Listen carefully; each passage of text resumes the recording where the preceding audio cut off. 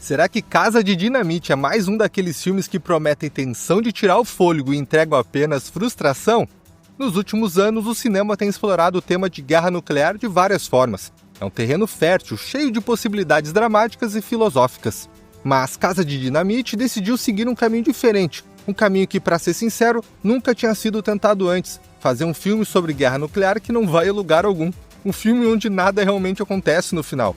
Sem protagonista claro, sem enredo que se sustente, sem tema central que nos faça refletir. É como se alguém tivesse decidido criar a experiência mais frustrante possível e embrulhado ela num pacote tecnicamente impecável. Idris Elba, Rebecca Ferguson, Jared Harris, um elenco de peso interpretando pessoas reais lidando com uma crise nuclear iminente.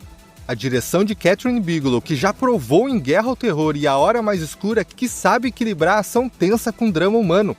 Tudo indicava que teríamos algo especial, e de certa forma tivemos, mas não da maneira que eu esperava. O filme começa com a detecção de um míssil nuclear sobre o Oceano Pacífico. No início, ninguém no comando estratégico dos Estados Unidos parece particularmente alarmado. Com certeza é só mais um teste de foguete da Coreia do Norte. Vai cair no oceano como sempre. Só que não cai. O míssil continua a trajetória e fica claro que ele está indo direto para os Estados Unidos. O alvo mais provável é Chicago. Eles tentam derrubar com mísseis interceptadores, mas falham. E aí começa a corrida contra o tempo.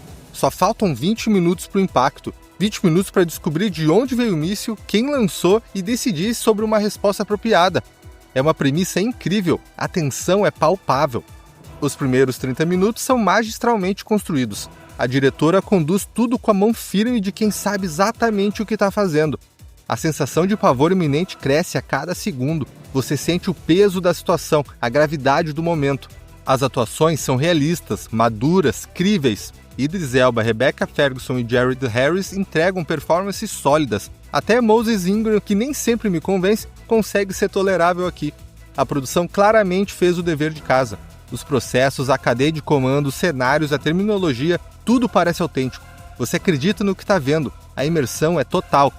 E então, o filme faz algo que me deixou completamente perplexo. Quando a gente está prestes a chegar no momento crítico da decisão, a narrativa volta lá no início. O filme reconta os mesmos 20 minutos, mas de uma perspectiva diferente. E não faz isso só uma vez, faz 2 vezes. Isso transforma os mesmos 30 minutos do enredo real em um filme de quase 2 horas que não vai a lugar nenhum. Eu não sou contra recontar um grande evento de várias perspectivas.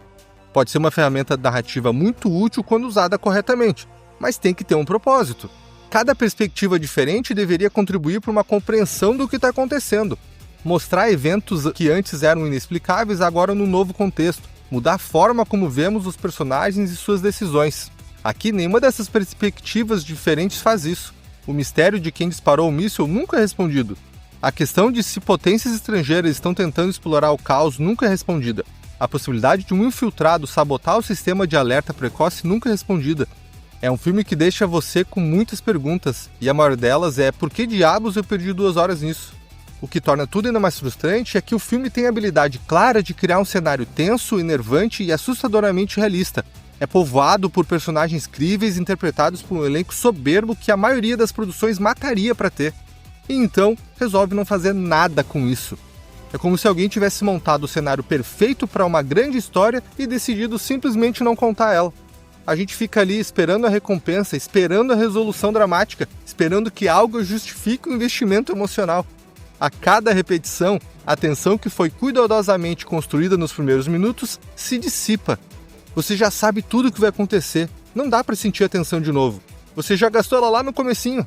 Então o filme vira uma experiência vazia, mecânica, onde você assiste as mesmas cenas, as mesmas falas, só que com a câmera apontando para o outro lado. E o final, ou a falta desse final, é um golpe.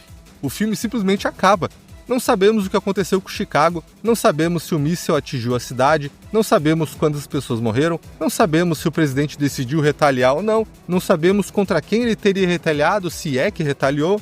A tela escurece, os créditos começam a rolar, e a gente fica ali olhando para a tela pensando: é só isso? Alguns podem argumentar que esse final abrupto é proposital, que o objetivo é nos fazer pensar, questionar o que acabamos de assistir, que a falta de resolução é uma escolha artística para nos deixar atordoados em vez de satisfeitos.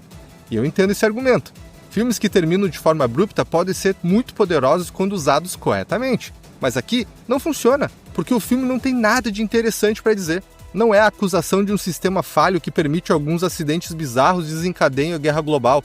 Não é uma crítica ao medo nuclear que existia lá nos anos 80. Não é uma exploração da natureza humana e dos perigos do pensamento de grupo e da paranoia. Simplesmente existe, descrevendo seus eventos com habilidade técnica, atenção forense aos detalhes e competência, mas sem nenhum propósito ou motivação abrangente e real. A mensagem do filme, se é que existe uma, é simplesmente que a guerra nuclear é ruim. Acho que a maior parte da raça humana já percebeu isso. A gente não precisava de 2 horas de filme para chegar nessa conclusão. O filme poderia ter explorado as implicações dessa realidade, mostrar como a gente está vivendo em uma casa de dinamite, onde armas nucleares podem ser lançadas a qualquer momento, mostrar como nossas vidas cotidianas continuam sem saber de algo ruim que está prestes a acontecer, mostrar o peso da decisão que o presidente teria que tomar, sabendo que vidas inocentes seriam perdidas de qualquer forma, mostrar que não importa qual decisão ele tomasse, seria uma situação onde todos perdem. Há vislumbres dessas ideias no filme. A cena do soldado Gonzalez, que estava trabalhando para tentar derrubar o míssil, desmaiando no chão quando percebe que não tem mais nada que possa ser feito, é muito boa.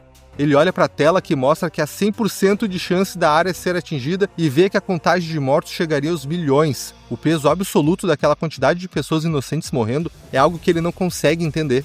Aqueles que não tiveram a sorte de entrar no ônibus para evacuar estão fadados à morte e não tinha nada que qualquer um deles pudesse fazer a respeito. É um momento que destaca a brutalidade da situação, a realidade dura de que estamos vivendo em um mundo onde isso pode acontecer a qualquer momento.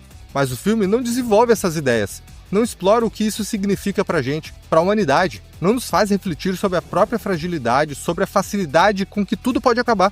No lugar disso, fica preso em uma estrutura repetitiva, recontando os mesmos eventos de diferentes perspectivas, sem adicionar nada de novo. É uma estratégia ousada, mas que não vale a pena. É tecnicamente competente, visualmente impressionante, bem atuado, mas vazio. É um filme que parece ter sido feito por pessoas que sabem como fazer um filme, mas não sabem por que estão fazendo esse filme. A trilha sonora é surpreendentemente boa. A música ajuda a criar o clima, construir a tensão e a edição é excelente. Os primeiros 15 minutos têm uma tensão incrível, mas depois some. E o pior de tudo é que o filme tinha potencial, a premissa é forte, o elenco é excelente, a direção é competente, mas tudo isso foi desperdiçado em uma estrutura que não funcionou. Casa de Dinamite é uma das experiências mais frustrantes que eu já tive em muito tempo. É um filme que combina a habilidade clara de criar um cenário tenso e assustadoramente realista com uma recusa absoluta de fazer algo significativo com isso.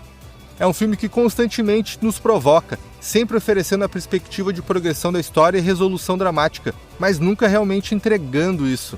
Porque quando você tem talento, recursos, premissa forte e ainda assim entrega algo vazio, você não está só desperdiçando o tempo do público, você está desperdiçando a chance de fazer algo que realmente impacte. Se você gostou do que ouviu, curta, comente e se inscreva. Nos vemos no próximo vídeo.